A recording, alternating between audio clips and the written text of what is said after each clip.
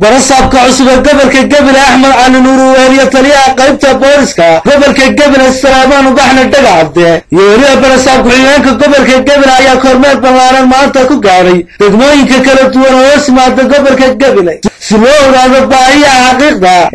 نقشنا كتير الدقيقة ناسي وأنا قارن برصاب كعصب مسؤولين قبل كواليان كوري كستك قاد ككلبير لقى عشورة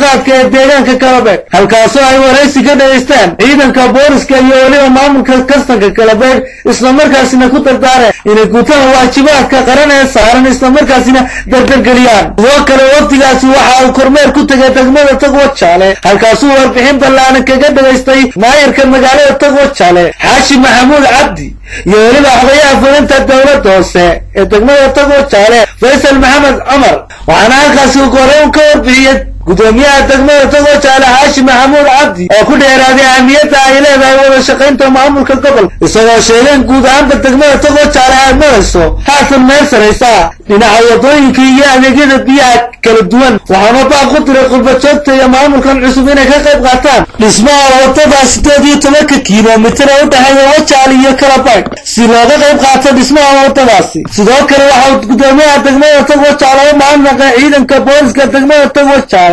أيوة تبدأ على من عيد المخابرات كا. يقولوا عاونا قصية. عقلوا قاموا قلا إنه البوليس وصلنا مشروع عندنا بيت البوليس كا وصلنا مدرسة معاوية مركان وبانو. عقلوا يجمع تقبل كمل إلى أي شيء وصلنا كام مشروع عندنا. لأن البوليس أساسا يقولون لما تولوا بدنا يقول شيء.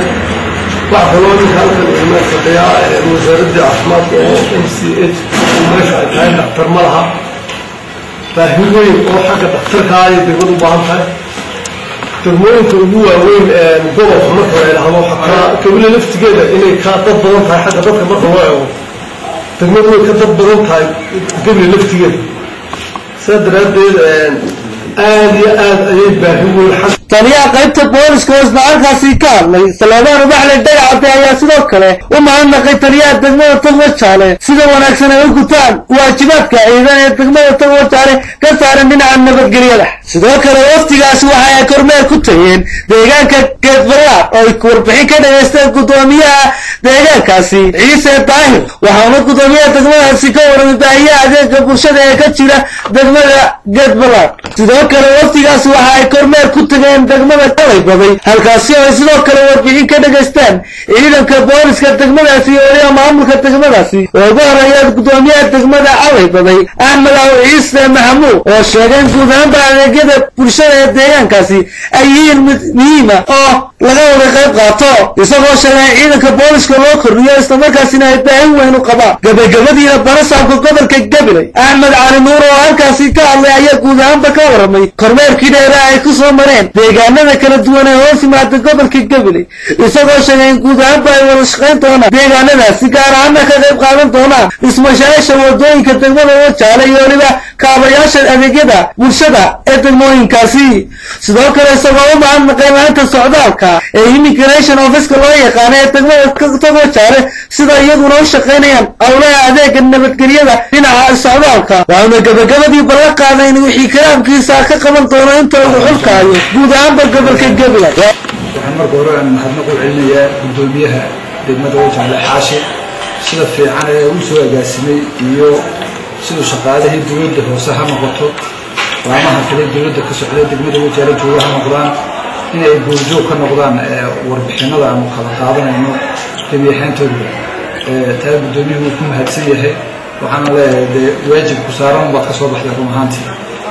xilka saaran kulli inta uu ka balaaran yahay iyo shaqada aan isku iman doono gudoomiyaha degmada Wajaale in ay wax joogtaa ay noqon doonto maanta tan bilow ay u tahay rumaantii gabeehantiinba haday tahay maamulayaasha laamaha dawladda ama kuwa safiyanka ama kuwa militariga ama kuwa booliska gabeehantiinba ay noqon doonto mid aan waan walba iskeed ama u ogaan doono shaqooyinka qabtaan iyadoo gobolka ay joogaan markii ku horeysay guud ahaan barasaabka cusub uu kormeer ku tago guud ahaan deegaanada kala duwan oo simaada gobolka Gabiley waa Nimcaan Dheeg Ibrahim TV qaranka Gabiley Nimcaan Dheeg Ibrahim Harwanaag News gobolka Gabiley